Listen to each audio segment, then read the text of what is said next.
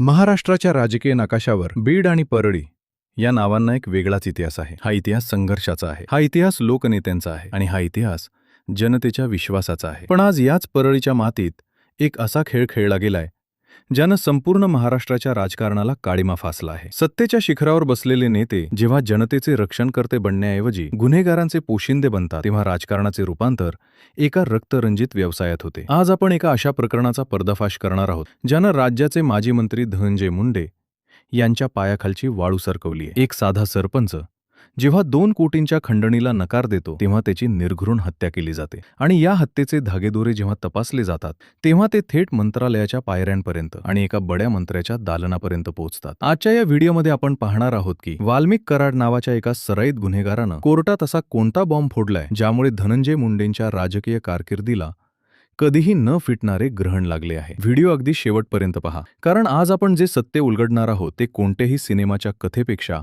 जास्त भयंकर आणि वास्तववादी आहे. सत्तेचा माज माणसाला किती आंधळा करू शकतो याचे जिवंत उदाहरण म्हणजे वाल्मिक कराड. या प्रकरणाच्या मुळाशी जाण्यापूर्वी आपल्याला हे समजून घ्यावे लागेल की गुन्हेगारी आणि राजकारण यांची अभेद्य युती कशी काम करते. वाल्मिक कराड हा रस्त्यावरचा साधा गुंड नव्हता. तो परळीत शॅडो आमदार किंवा समांतर सत्ता केंद्र म्हणून वावरत होता. ज्या माणसाच्या नावावर हत्येचा प्रयत्न, खंडणी वसुली आणि लोकांमध्ये दहशत माजवण्याचे तब्बल 14हून अधिक गंभीर गुन्हे दाखल आहेत, तो माणूस परळीमध्ये उजळ माथ्यानं फिरत होता. इतकेच नाही तर अत्यंत संतापजनक बाब म्हणजे शासनाच्या मुख्यमंत्री माझी लाडकी बहीण योजनेसारख्या महत्वाकांक्षी समितीचा तो अध्यक्ष होता आणि जिल्हा नियोजन समितीवर सदस्य म्हणून मिरवत होता. आता तुम्हीच विचार करा, एका सराईत गुन्हेगाराला थेट सरकारी कमिट्यांवर बसवण्याची ताकद कोणामध्ये असते? हे सर्व कोणाच्या राजकीय आशीर्वादानं सुरू होते? साहजिकच धनंजय मुंडे यांच्या वरदहस्ताशिवाय परळीत वाल्मिक कराडचे हे बेकायदेशीर साम्राज्य उभे राहणे केवळ अशक्य होते. नेत्यांना स्वतःचा हात स्वच्छ ठेवायचे असतात आणि घाणेरडी कामं करण्यासाठी अशा वाल्मिक कराडसारख्या प्रवृत्तींना पोसले जाते. पण हेच पोसलेले साप जेव्हा उलटू लागतात तेव्हा ते थेट मालकालाच डसतात. या संपूर्ण गुन्हेगारी साम्राज्याला पहिला आणि सर्वात मोठा धक्का बसला तो केज तालुक्यातील मस्साजोग या गावात. या गावात पवनचक्की उभारणीचं काम करणाऱ्या एका खाजगी कंपनीला वाल्मिक कराडच्या टोळीने तब्बल 2 कोटी रुपयांची खंडणी मागितली. संपूर्ण परळीत ज्याच्या नावाचा दबदबा होता त्या वाल्मिक कराडला याच गावातील सरपंच संतोष देशमुख यांनी थेट डोळ्याला डोळा भिडवून नकार दिला. संतोष देशमुख हे केवळ एक सरपंच नव्हते, तर ते एका स्वाभिमानी आणि निडर नेतृत्वाचे प्रतीक होते. त्यांनी वाल्मिक कराडच्या या खंडणीखोरीला आणि दहशतीला उघडपणे आव्हान दिले. एका सामान्य माणसाने सत्तेच्या आणि पैशाच्या मस्तीत असलेल्या गुन्हेगारी सिंडिकेटला दिलेला हा नकार वाल्मिक कराडच्या पचनी पडला नाही. 9 डिसेंबरची ती काळ रात्र महाराष्ट्राच्या इतिहासात एका काळ्या पानासारखी कोरली गेली. संतोष देशमुख यांचे अपहरण करून त्यांची अत्यंत क्रूरपणे हत्या करण्यात आली. या हत्येने केवळ बीड जिल्हाच नाही तर संपूर्ण महाराष्ट्र हादरला. पण संतोष देशमुख यांची ही हत्या वाया गेली नाही. त्यांच्या या बलिदानाने लोकांचा संताप इतका उफाळून आला की प्रशासनाला आणि सरकारला याची दखल घ्यावीच लागली. जनतेचा वाढता रोष आणि विधानसभेत गाजलेला हा मुद्दा यामुळे तत्कालीन गृहमंत्री देवेंद्र फडणवीस यांना या प्रकरणाच्या तपासासाठी तातडीने एसआयटीची स्थापना करावी लागली. जनक्षोभाच्या आणि पोलिसांच्या दबावाखाली वाल्मिक कराडला अखेर पुण्यात पोलिसांसमोर शरणागती पत्करावी लागली. पण खरा राजकीय खेळ इथूनच सुरू झाला. पोलिसांनी केवळ हत्येचा गुन्हा दाखल करून न थांबता वाल्मिक कराडवर मकोका म्हणजेच संघटित गुन्हेगारी नियंत्रण कायद्याअंतर्गत अत्यंत कठोर कारवाई केली. मकोका लागताच वाल्मिक कराडची सर्व बाजूंनी कोंडी झाली. त्याचे जामिनाचे सर्व मार्ग कायमचे बंद झाले. जेव्हा एखादा गुन्हेगार अशा गंभीर कायद्याच्या कचाट्यात सापडतो तेव्हा त्याला आपल्या राजकीय आकांकडून मदतीची अपेक्षा असते. पण जेव्हा प्रकरण राज्यभर गाजते आणि मीडियाचा दबाव वाढतो तेव्हा मोठे नेते अत्यंत सोयीस्करपणे अशा प्याद्यांना वाऱ्यावर सोडून देतात. वाल्मिक कराडच्या बाबतीतही नेमके हेच घडले. जेव्हा त्याला कळून चुकले की आपले उर्वरित आयुष्य आता जेलच्या गजाआड जाणारे आणि आपला राजकीय बॉस आता आपल्याला वाचवायला येणार नाही, तेव्हा त्याने स्वतःचा बचाव करण्यासाठी सर्वात मोठा डाव टाकला. त्याने थेट कोर्टात धनंजय मुंडे यांचे नाव घेतले आणि या संपूर्ण गुन्हेगारी कटातील त्यांचे कनेक्शन उघड केले. वाल्मिक कराडने घेतलेले हे नाव केवळ रागाच्या भरात दिलेला जबाब नाहीये, यामागे एक अत्यंत भक्कम कागदोपत्री आणि आर्थिक पुराव्यांची साखळी आहे. मुंबई उच्च न्यायालयाच्या औरंगाबाद खंडपीठात दाखल झालेल्या याचिकेने या प्रकरणातील व्हाईट कॉलर क्राईमचा खरा चेहरा समोर आणला आहे. या याचिकेनुसार धनंजय मुंडे आणि वाल्मिक कराड हे Venkateshwara industrial services private limited या खासगी कंपनीत सहसंचालक आहेत. जगमित्र साखर कारखान्यातही त्यांची व्यावसायिक भागीदारी असल्याचे पुरावे समोर आले आहेत. आता हा विचार करण्यासारखा प्रश्न आहे की राज्याचा एक माजी मंत्री आणि 14 गंभीर गुन्हे असलेला एक गुंड एकाच कंपनीचे डायरेक्टर कसे असू शकतात? या खंडणीतून आणि बेकायदेशीर कामातून जमा झालेला कारा पैसा अशा कंपन्यांच्या माध्यमातून पांढरा केला जात होता का? हा प्रश्न आता तपास यंत्रणांसमोर उभा आहे. वाल्मिक कराडने कोर्टात या आर्थिक साखळीचे आणि राजकीय पाठिंब्याचे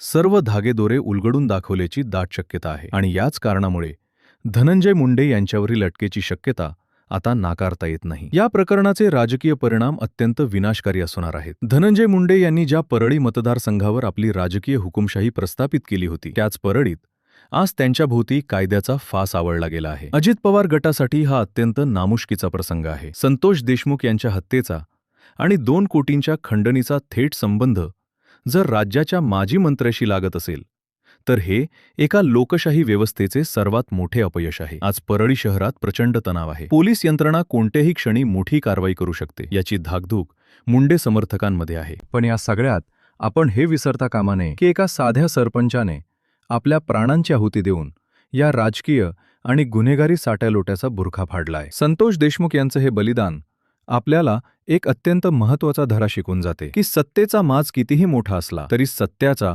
आणि कायद्याचा प्रहार त्याहून अधिक कठोर असतो. हा केवळ एका राजकीय नेत्याचा किंवा एका गुन्हेगाराचा शेवट नाही, तर ही महाराष्ट्रातील एका नव्या बदलाची नांदी आहे. आता संपूर्ण राज्याचे लक्ष याकडे लागले की पोलीस आणि न्यायालय या प्रकरणात कोणाच्या दबावाला बळी न पडता कठोर कारवाई करणार का? पैशाच्या आणि सत्तेच्या जोरावर हे सत्य दाबण्याचा प्रयत्न तर होणार नाही ना? संतोष देशमुख यांच्या दुर्दैवी कुटुंबाला न्याय मिळवून देण्यासाठी आता ही लढाई केवळ कायद्याची नाही, तर ती जनतेच्या जागृतीची झालीय. राजकारणाचे हे गुन्हेगारीकरण आपण मुळासकट उपटून काढणार आहोत की पुन्हा एकदा त्याच भ्रष्ट व्यवस्थेला शरण जाणार आहोत? हा प्रश्न आज प्रत्येक मराठी माणसासमोर उभा आहे. या 2 कोटींच्या आकड्यामागे परळीतील कोट्यवधी रुपयांच्या भ्रष्टाचाराचे आणि आर्थिक गैरव्यवहारांचे एक महाकाय जाळे लपलेले आहे. वाल्मिक कराड आणि धनंजय मुंडे यांच्या नावावर असलेल्या Venkateshwara industrial services private limited या कंपनीचा केवळ उल्लेख करून चालणार नाही, तर या कंपनीच्या खात्यांमधून गेल्या काही वर्षात किती रुपयांची उलाढाल झाली याची सखोल चौकशी होणे गरजेचे. जर वाल्मिक कराड हा रस्त्यावरचा गुंड होता तर त्याच्याकडे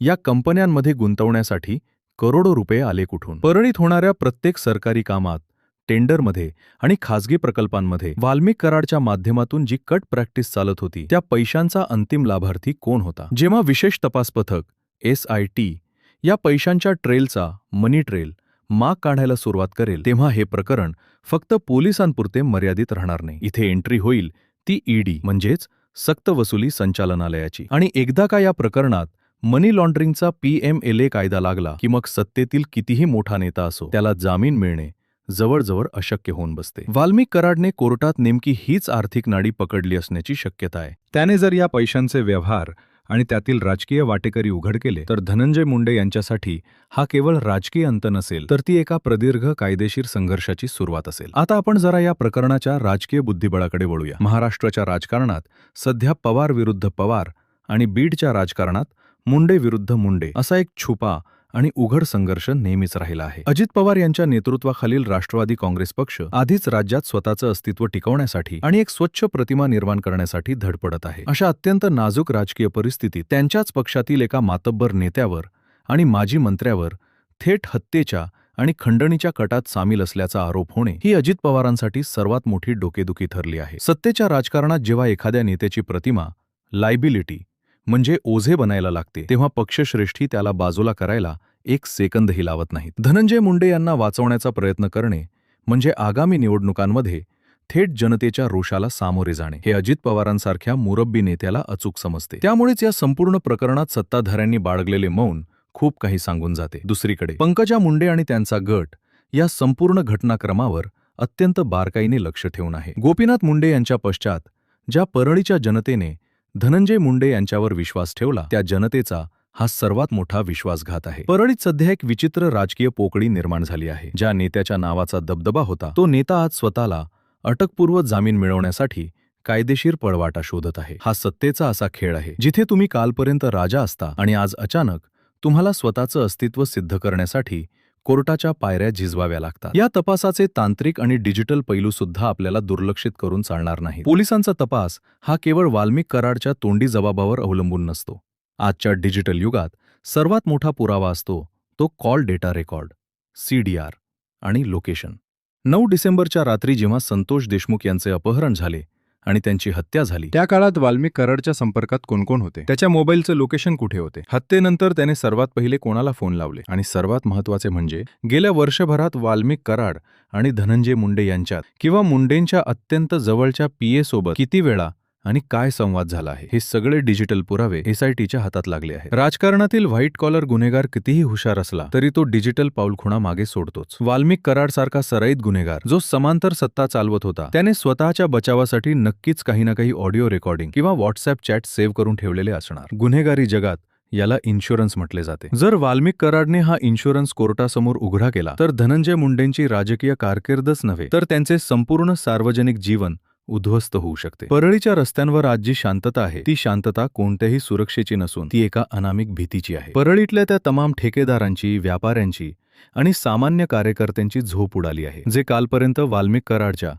आणि त्याच्या राजकीय बॉसच्या सावलीत आपले खिसे भरत होते. पुढचा नंबर कोणाचा, ही दहशत आज परळीच्या हवेत आहे. एका सामान्य माणसाच्या, एका स्वाभिमानी सरपंचाच्या रक्ताने आज महाराष्ट्राच्या राजकारणातील एका अत्यंत कुप्रसिद्ध युतीचा बळी घेतला आहे. सत्तेचा वापर करून तुम्ही काही काळ कायद्याच्या डोळ्यात धूळ फेकू शकता, तुम्ही पोलिसांच्या बदल्या करू शकता, तुम्ही तपास भरकटवू शकता, पण जेव्हा एका मकोका लागलेल्या गुन्हेगाराची आणि एका माजी मंत्र्याची युती उघडी पडते तेव्हा ती व्यवस्था स्वतःच स्वतःच्या नाशाचे कारण बनते. संतोष देशमुख यांना परत आणता येणार नाही, पण त्यांच्या या संघर्षाने परळीला आणि महाराष्ट्राला एक गोष्ट नक्की शिकवली आहे. गुन्हेगाराला सत्तेच्या खुर्चीजवळ बसवले की तो कधी ना कधी त्या खुर्चीलाच आग लावतो. आता प्रश्न हा उरतो की पोलीस प्रशासन या तपासात किती प्रामाणिक राहते. उच्च न्यायालय या संपूर्ण प्रकरणावर स्वतःहून काही कडक निर्बंध आणणार का? आणि सर्वात मोठा प्रश्न, डेफिनेशन मुंडे या कायदेशीर चक्रव्यूहातून बाहेर पडणार की वाल्मिक कराडच्या जबाबाने त्यांच्या राजकीय जीवनाचा कायमचा अस्त होणार? या प्रश्नांची उत्तरं येणारा काळच देईल, पण तोपर्यंत महाराष्ट्राच्या राजकारणातील हा काळा अध्याय जनता कधीच विसरणार नाही.